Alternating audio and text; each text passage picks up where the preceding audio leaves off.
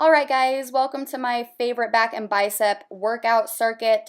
Pro tip for the day, make sure you pick a weight while you're doing these exercises that allows you to finish the first and second set with complete correct form, and then the third set should be almost complete failure by the last rep in that set.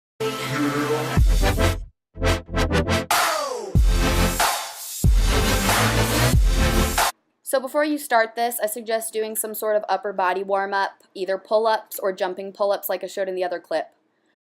So first exercise is seated rows. I'm not leaning forward and pulling back because I want to just focus on my upper back and isolate those muscles so it's a nice controlled motion. Here's a nice diagram I found online of what muscles the seated rows work so you have an idea of what muscle groups you're working here.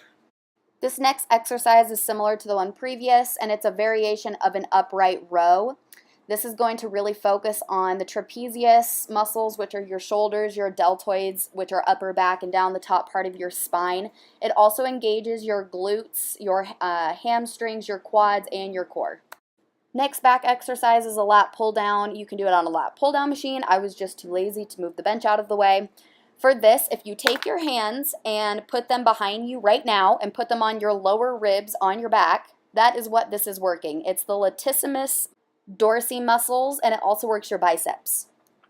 All right, here's another angle to really show how important it is to pull the bar all the way down to your chest. While you're pulling it down to your chest in the back, make sure you're squeezing your shoulder blades together as tightly as you can. For as many reps as you can when you first start out, pinch your shoulder blades together and hold it for as long as possible. So this is a standing straight arm lat pull down. I guess that does home. This is going to work the latissimus dorsi muscles, which are your lower back and some of your core. Keep everything tight and try and keep your arms straight as possible.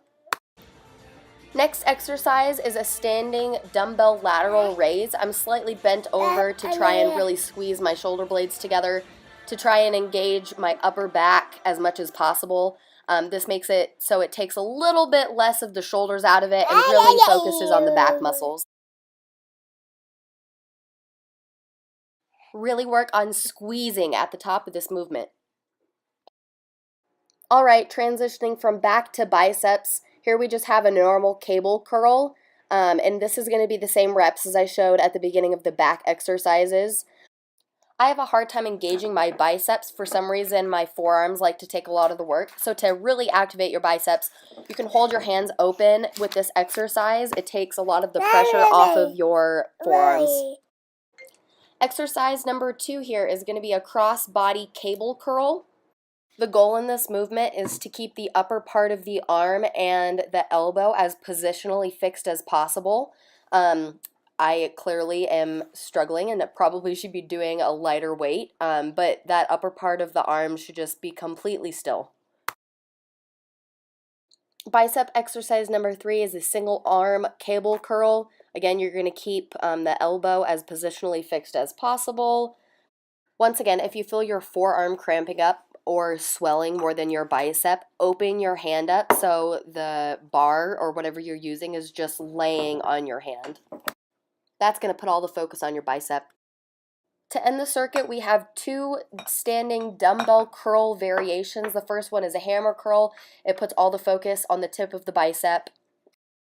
The point is to keep the dumbbell vertical throughout the entire motion. This last exercise in this variation is a twisting variation. So you're going to be taking the outside of the dumbbell and pushing it towards your shoulder blade. This is supposed to activate some more stabilizer muscles and just uses a fast twitch muscle fiber instead of a slow twitch muscle fiber. It puts the bicep through a full range of motion. I'm demoing it here. Make sure you twist out completely as far as possible. Here's an overview of all the exercises at the top. There are the reps that you should be following for maximum growth. Thanks for watching, everybody, and make sure you comment and let me know how you like the exercises.